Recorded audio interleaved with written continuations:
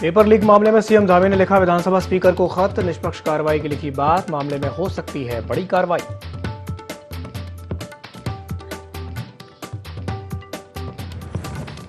मसूरी में मुख्यमंत्री पुष्कर सिंह धामी ने किया शहीद राज्य आंदोलनकारियों को नमन, कई आंदोलनकारियों के परिजनों को भी किया सम्मानित।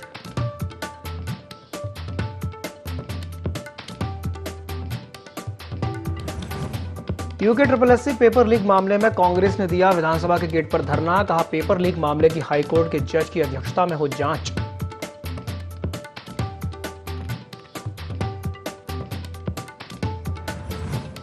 लक्सर के अकबरपुर गांव में आज भी बच्चों के लिए पर्याप्त नहीं है शिक्षक, 227 बच्चों के लिए एक ही शिक्षक स्कूल में मौजूद, परिजनों में रोष।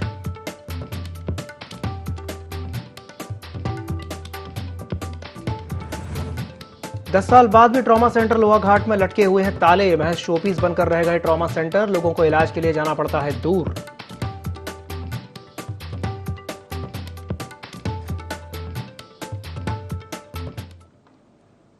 नमस्कार, देवभूमि लाइव में आप सभी का स्वागत है। मैं हूं आपके साथ दिव्यांशु जोशी। उत्तराखंड के मुख्यमंत्री पुष्कर सिंह धामी ने मसूरी में शहीद स्मारक पर पुष्प चक्र अर्पित करके शहीद राज्य आंदोलनकारियों को श्रद्धांजलि दी। इस अवसर पर मुख्यमंत्री ने मसूरी में शहीद हुए राज्य आंदोलनकारियों के परिजनों को सम्मानित भी किया। उन्होंने कहा कि राज्य आंदोलनकारियों के बलिदान के कारण ही हमें उत्तराखंड राज्य मिला। उत्तराखंड राज्य आंदोलनकारियों ने जिस उद्देश्य से अलग राज्य की मांग की थी, उसके अनुरूप ही राज्य को आगे बढ़ाने के लिए सरकार प्रयासरत है। सीएम ने कहा कि उत्तराखंड को देश का अग्रणी राज्य बनाने के लिए 10 साल का रोड मैप तैयार किया जा रहा है। 2025 में उत्तराखंड राज्य स्थापना की रजत जयंती मनाएगा।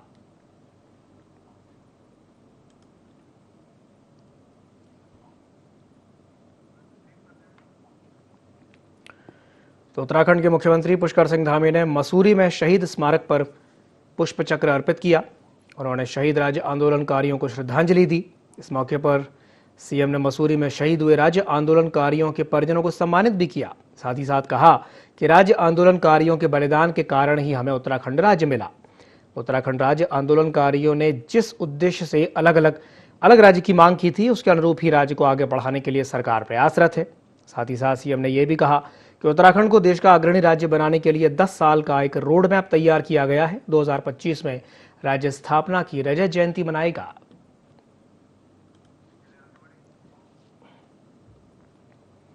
कैबिनेट मंत्री रेखा आर्या लाल कुआं पहुंची। खड़गपुर पहुंचकर उन्होंने मृतका दलित युवती के परिजनों से मुलाकात की।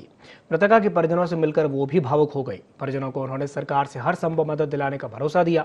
साथ ही साथ कहा कि इस हत्याकांड में शामिल आरोपियों को ऐसी सजा मिलेगी कि यह घटना प्रदेश के लिए नजीर साबित होगी। गौरतलब है कि 3 अगस्त को लापता हुई युवती को एक युवक ने प्रेम जाल में फंसाकर उसकी हत्या कर दी थी।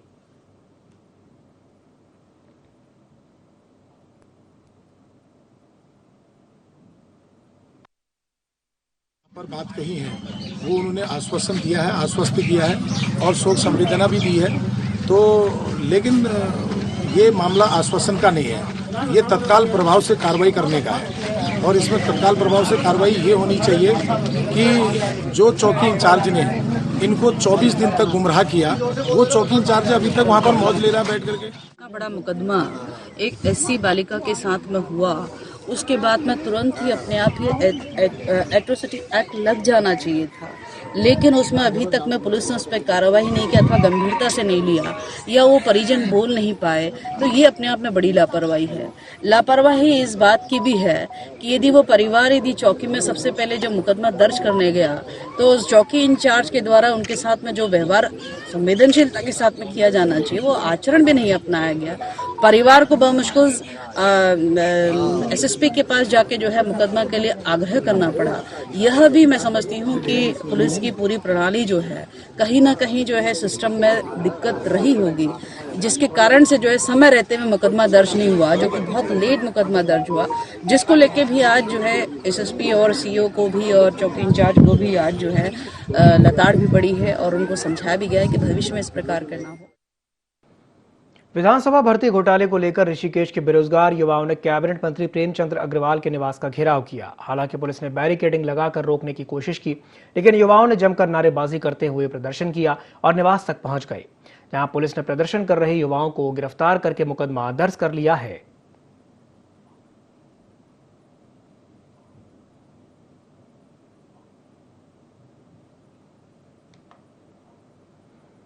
विधानसभा अध्यक्ष जी द्वारा जो 75 नियुक्तियां हुई थी उसके विरोध में हमने आज यहाँ पे धरना करना चाहा। उसी के विरोध में पुलिस के द्वारा ये कार्रवाई की गई। मंत्री जी निजी आवास में ही रहते हैं और विधानसभा से बाहर जो शासकीय वो राजधानी में मिलता है। राजधानी दूर है और वो हमारे विधायक भी हैं, तो हम एज अ विधायक उनका घेराव करने गए थे, जो कि कहीं ना कहीं लोकतांत्रिक है और मर्यादित रूप में हम उनका घेराव और एकदम गांधीयन स्टाइल में हम लोग घेराव करना चाह रहे थे, परंतु पुलिस के द्वारा वहां से रजिस्ट किया गया और उठाकर अभी IDPL लाए। पूर्व में विधायक की दावेदार भी रहा है और इन्होंने इलेक्शन भी लड़ा है। आज इन्होंने अपने साथ वाले लड़कों के साथ में मंत्री जी के निजी आवास को घेरने की योजना बनाई थी, जिसके बारे में इन्होंने आह्वान भी किया था, जो एकदम से अवैधानिक था। किसी के निजी आवास को घेराव नहीं किया जा सकता और ये उसके लिए करने जा रहे थे, तो इनको वहां जाते समय रास्ते में पुलिस ने रोक लिया, पकड़ लिया। जब इनके द्वारा बदतमीजी की गई तो इनको अरेस्ट किया गया 151 में और इनको रिमांड के लिए भेजा गया। हरिद्वार के अकबरपुर ऊद गांव के राजकीय प्राथमिक विद्यालय में अव्यवस्थाओं का आलम है। इस विद्यालय में 227 बच्चों के बीच बस एक शिक्षक की तैनाती की गई है, जहां बच्चों के विषय तो 11 हैं, लेकिन इन्हें पढ़ाने के लिए मात्र एक ही अध्यापक विद्यालय में तैनात किया गया है। इसके चलते चपरासी के भरोसे बच्चों को किताबी ज्ञान देने का प्रयास हो रहा है, तो वहीं बच्चे स्कूली कक्षाओं में कम और मैदान में उछल कूद करते ज्यादा दिखाई देते हैं। अब देखना यह होगा कि स्कूल में शिक्षक की तैनाती कब तक की जाती है।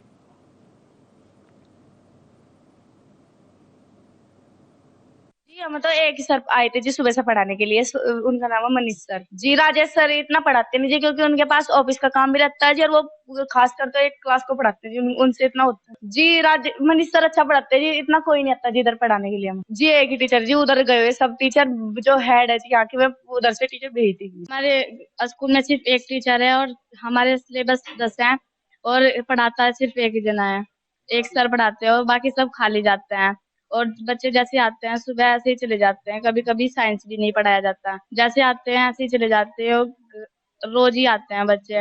हमारे विद्यालय में सिर्फ एक ही टीचर है। जूनियर हाई स्कूल का तो यहाँ एक ही टीचर है और प्रभार सर इस स्कूल का सारा राजकीय उच्चतर माध्यमिक विद्यालय अकबरपुर ऊद को ही है, जो यहाँ से 300 मीटर की दूरी पर है।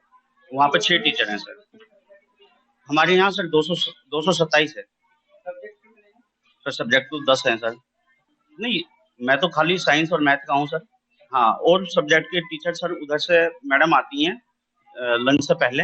मैडम का नाम शर्मिला है, ये आती हैं लंच से पहले पढ़ाने के लिए। अब लंच का समय हो गया, मैडम वहाँ चली जाएगी, उसके बाद सर हम अकेले ही जाते हैं।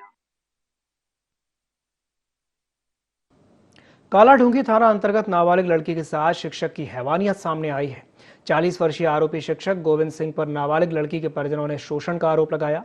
आरोपी शिक्षक नाबालिग को 2 साल से घर में ट्यूशन पढ़ा रहा था। थाना अध्यक्ष ने मामले में संज्ञान लेते हुए आरोपी शिक्षक को गिरफ्तार कर लिया है। मामले में कालाढूंगी थाना अध्यक्ष नंदन सिंह रावत ने बताया कि परिजनों की तहरीर के आधार पर आरोपी शिक्षक को गिरफ्तार कर पॉक्सो एक्ट के तहत मुकदमा दर्ज कर न्यायालय भेज दिया गया है। वहाँ की एक नाबालिग लड़की, उनके पिताजी उन लोगों ने कल एक तहरीर दी थी कि उनकी बेटी के साथ कोई ट्यूशन पढ़ाने वाला कोई टीचर था, तो उसके द्वारा गलत हरकत की गई है।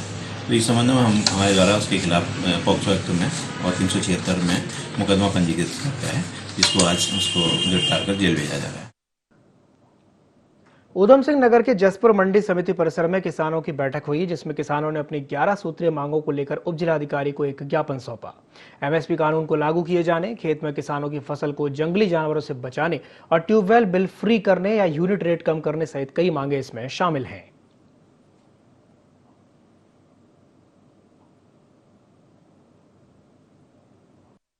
पूरे हमारे प्रदेश में 8 जिलों में हो रहा है ये हम 11 सूत्री मांग का एजेंडा हमारा है। प्रदेश सरकार को, मुख्यमंत्री को जाएगा ज्ञापन, वो सभी तहसीलों से और जिलों से जा रहा है आज। इसमें MSP की गारंटी कानून, ये तो देश का, प्रदेश का और देश का मैटर है। और हमारे जो गन्ने का रेट कम है उसका 500 रुपये प्रति कुंटल होना चाहिए। जंगली जानवरों का प्रकोप है, तो उसमें चीते ये अन्य जानवर फसलों को नष्ट करते हैं और आवारा पशुओं का ये मैटर है। हमारा 11 बिंदुओं का मैटर है, क्योंकि बिजली के बिल बहुत बढ़ गए हैं। हमने ट्यूबवेलों की, ये ऊर्जा प्रदेश है तो ट्यूबवेलों की जो बिजली का है किसानों की वो फ्री होनी चाहिए। और जो घरेलू मीटर लगे हैं उन पर 50 पैसे प्रति यूनिट जो है वो होना चाहिए। तो क्योंकि महंगाई का दौर है, बिल दे नहीं पा रहा है, किसान की कमर टूटी हुई है और पूरा 5 फसलें किसानों की मर गई हैं पिछले 2 साल से। पिथौरागढ़ जिले के सोर घाटी छहपट्टी सोर स्थित बारिश के देवता मोस्टा देवता और मां भगवती का डोला श्रद्धालुओं ने अपने कंधों पर उठाया। ऐसी मान्यता है कि छहपट्टी सोर में अगर बारिश नहीं होती है या सूखे जैसी स्थिति आ जाती है तो मोस्टा मानू मंदिर में मोस्टा देवता की बारिश के लिए पूजा करने से बारिश होती है। लेकिन 2 साल से डोला उठाते समय बारिश नहीं हुई। इसके बावजूद मोस्टा मंदिर में सैकड़ों भक्त दर्शन करने आ रहे हैं और मोस्टा देवता और मां भगवती की पूजा अर्चना करके आशीर्वाद ले रहे हैं।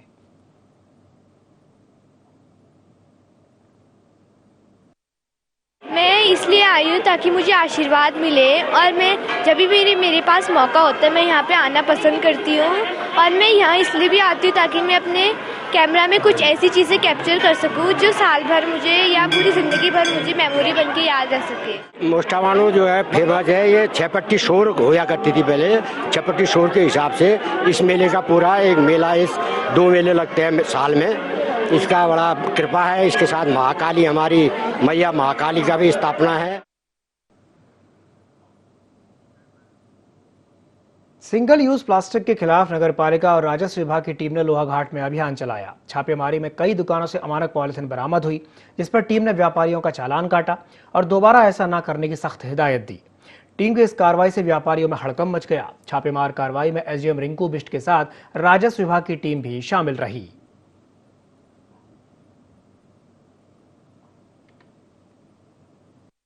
प्लास्टिक को लेकर हमारी सरकार कटिबद्ध है। तो हमारे द्वारा इसमें व्यापार मंडल से और जो भी यहाँ के प्रबुद्ध नागरिक हैं उनके साथ में एक मीटिंग की गई थी कि इसको ना बेचिए और एक तरह से बैन है। और इस संबंध में आज हमारी नगरपालिका, तहसीलदार और स्वयं मेरे द्वारा जो है बाजार में विभिन्न टीमें बनाकर इसमें छापेमारी अभियान किया जा रहा है। साथ ही साथ व्यापारियों से अनुरोध भी किया जा रहा है, उनको जागरूक भी किया जा रहा है कि सिंगल यूज प्लास्टिक का उपयोग पूर्णतः प्रतिबंध है और इसमें चालानी कार्रवाई है, तो इसको ना बेचे। और ग्राहकों से भी मेरा अनुरोध है कि अपने घर से कपड़े का थैला लेके आए। बाजपुर में भारतीय किसान यूनियन से जुड़े किसानों ने मुख्यमंत्री को संबोधित एक ज्ञापन एसडीएम को सौंपा। इस दौरान किसानों ने जल्द मांग पूरी न होने पर उग्र आंदोलन की चेतावनी दी। आपको बता दें कि बाजपुर में भारतीय किसान यूनियन के युवा ब्लॉक अध्यक्ष हरप्रीत सिंह निज्जर के नेतृत्व में किसान एसडीएम कार्यालय में एकत्रित हुए, जहां किसानों ने 11 सूत्रीय मांगों को लेकर मुख्यमंत्री पुष्कर सिंह धामी को संबोधित करते हुए एक ज्ञापन एसडीएम राकेश चंद्र तिवारी को सौंपा। इस दौरान किसानों ने ज्ञापन के माध्यम से सभी फसलों को एमएसपी के दायरे में शामिल किए जाने समेत सभी मांगे पूरी करने की बात कही।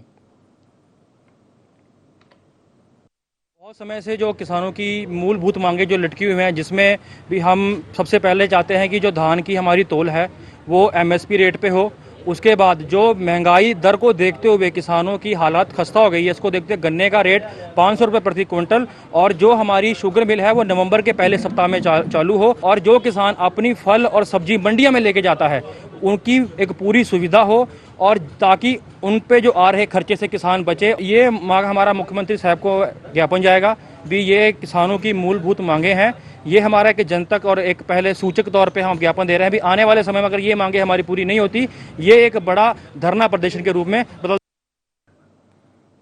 खटीमा के मेला घाट में अवैध रूप से पैथोलॉजी और मेडिकल स्टोर संचालित किए जा रहे हैं। ऐसा आरोप है कि मेडिकल स्टोर और पैथोलॉजी का रजिस्ट्रेशन ही नहीं है और मेडिकल की आड़ में प्रैक्टिस भी की जाती है और मरीजों की जान के साथ खिलवाड़ किया जाता है। वहीं इस मामले में अधिकारियों ने कार्रवाई का आश्वासन दिया है।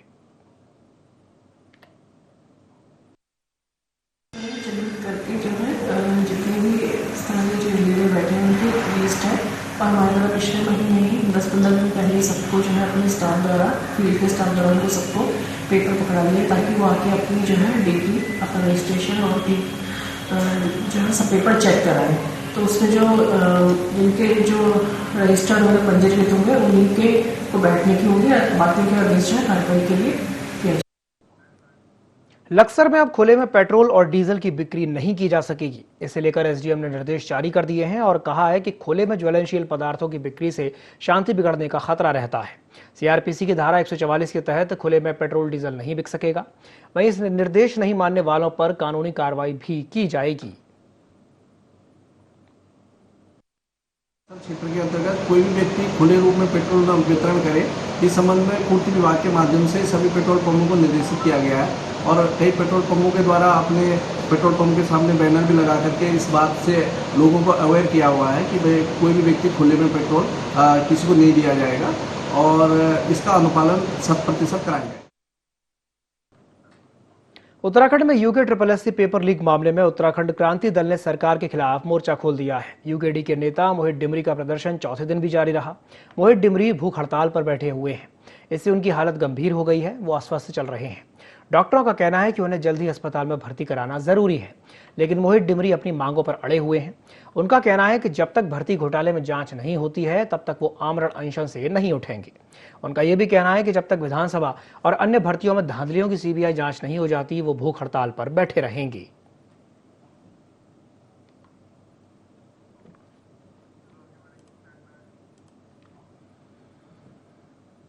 हरिद्वार के बहादुराबाद ब्लॉक में बने सार्वजनिक महिला शौचालयों पर ताले लटके हुए हैं। इससे महिलाओं को खासी परेशानियों का सामना करना पड़ रहा है। मामले में ब्लॉक कर्मचारी और अधिकारी अनजान बने हुए हैं। कर्मचारियों का कहना है कि आवश्यकता होने पर महिलाओं के लिए ताला खोल दिया जाता है। ब्लॉक बहादुराबाद में सार्वजनिक रूप से बनाए गए महिला शौचालयों पर ताला लगना अव्यवस्थाओं पर सवाल खड़े कर रहा है। हरिद्वार में सूने मकान में हुई चोरी का रानीपुर पुलिस ने खुलासा कर दिया है। जांच पड़ताल के लिए पुलिस ने टीम गठित की थी। 150 सीसीटीवी फुटेज खंगाले के बाद आरोपियों की पहचान हो गई। बताया जा रहा है कि पकड़े गए अभियुक्तों में से अमित नाम का आरोपी पूर्व में भी चोरी के मुकदमे में जेल जा चुका है। सभी को वैधानिक कार्रवाई करके न्यायालय के सामने पेश किया जाएगा।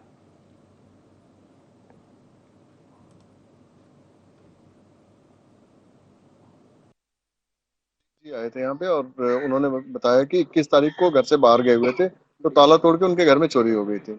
इस सूचना पे मुकदमा पंजीकृत कर एक टीम का गठन किया गया, जो टीम इनकी चोरी पे काम कर रही थी। इस बीच 2 संदिग्ध प्रकाश में आए, जिनपे जब टीम ने काम किया और उनको पकड़ा तो वो चोरी को स्वीकार भी किए और उनके पास से सारा माल बरामद भी किया गया। उसमें गले का हार भी था, 3 कंगन भी थे और चांदी के जो आइटम थे वो भी बरामद किए गए। इसके अलावा 2300 रुपए भी उनके पास से बरामद किया गया। एक अमित नाम का चोर है और दूसरा सुबनीत नाम का है। अमित बागपत का रहने वाला है और सुबनीत संभल का रहने वाला है। दोनों सुमन नगर 6 नंबर में रहते हैं और अमित एक पेशेवर और साथी अपराधी है, जिसके खिलाफ यहाँ पे भी 4 मुकदमे हैं और सिटकुल में भी मुकदमे उसके खिलाफ दर्ज हैं। वन मंत्री सुबोध उनियाल मसूरी पहुंचे, जहां भाजपा कार्यकर्ताओं ने उनका जोरदार स्वागत किया। इस मौके पर भाजपा मंडल अध्यक्ष मोहन पेटवाल ने वन मंत्री को एक ज्ञापन भी सौंपा, जिसमें मांग की गई है कि मसूरी में बनने वाले भिलाड़ू स्टेडियम को वन विभाग से अनापत्ति प्रमाण पत्र दिया जाए, ताकि यहां पर स्टेडियम का निर्माण हो सके। साथ ही मसूरी में नोटिफाइड और डी नोटिफाइड क्षेत्रों का शीघ्र ही सर्वे किया जाए। लोहाघाट में विधिक शिविर का आयोजन हुआ। जिला विधिक सेवा प्राधिकरण के अध्यक्ष हेमंत सिंह राणा के नेतृत्व में आयोजन किया गया। शिविर में छात्र छात्राओं को कानून की जानकारी दी गई। छात्र छात्राओं को बाल अधिकार, शिक्षा का अधिकार, बाल श्रम तथा उनकी सहायता के लिए बनाए गए विभिन्न दूरभाष नंबरों की जानकारी से भी अवगत कराया गया। इसके अलावा छात्र छात्राओं को स्वच्छता के प्रति जागरूक किया गया और पॉलिथीन और सिंगल यूज प्लास्टिक का प्रयोग न करने के लिए भी प्रेरित किया गया। इस मौके पर PLV राजीव मुरारी, PLC रेणु गरकोटी, विद्यालय स्टाफ और क्षेत्रीय लोग मौजूद रहे।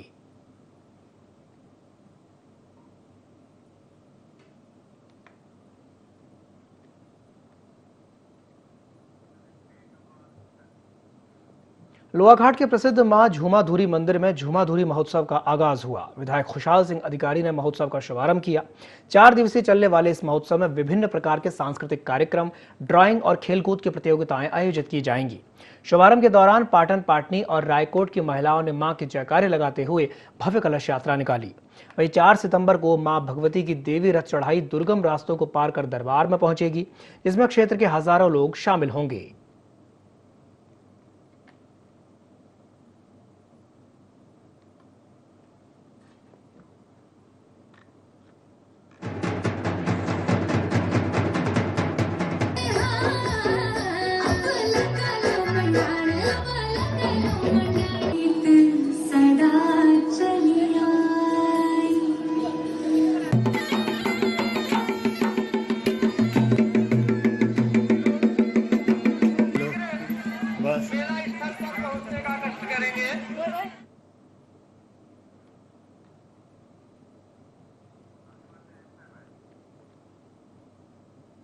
उत्तराखंड में भर्ती घोटाले मामले को लेकर लगातार जांच जारी है, जिसे लेकर मुख्यमंत्री पुष्कर सिंह धामी ने विधानसभा अध्यक्ष ऋतु खंडूड़ी को पत्र लिखकर भर्ती घोटाले में कार्रवाई करने की बात कही है।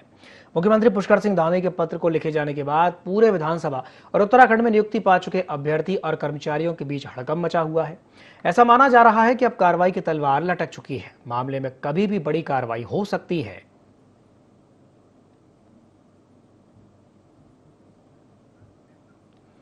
तो उत्तराखंड में भर्ती घोटाले मामले को लेकर लगातार जांच जारी है। अब इसे लेकर मुख्यमंत्री पुष्कर सिंह धामी ने विधानसभा अध्यक्ष ऋतु खंडूड़ी को एक पत्र लिखा है और पत्र लिख करके भर्ती घोटाले में कार्रवाई करने की बात कही है। सीएम के पत्र को लिखे जाने के बाद से ही उत्तराखंड में नियुक्ति पा चुके अभ्यर्थी और कर्मचारियों के बीच हड़कंप मचा हुआ है। ऐसा माना जा रहा है कि अब कार्रवाई की तलवार लटक चुकी है। मामले में कभी भी बड़ी कार्रवाई हो सकती है।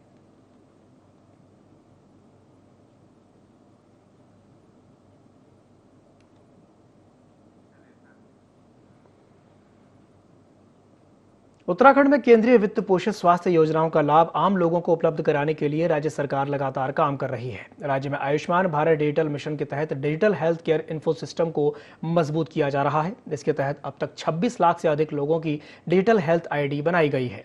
राज्य में डिजिटल हेल्थ सिस्टम विकसित करने के लिए ग्रास रूट पर काम किया जा रहा है।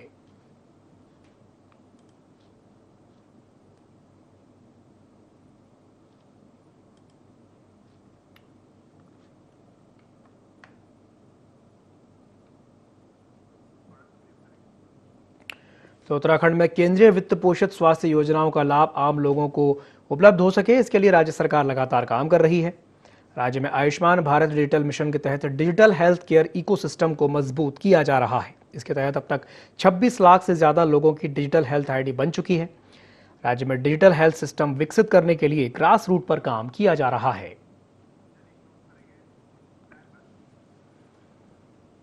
इसी के साथ बुलेटिन में फिलहाल के लिए इतना ही। दीजिए इजाजत। नमस्कार।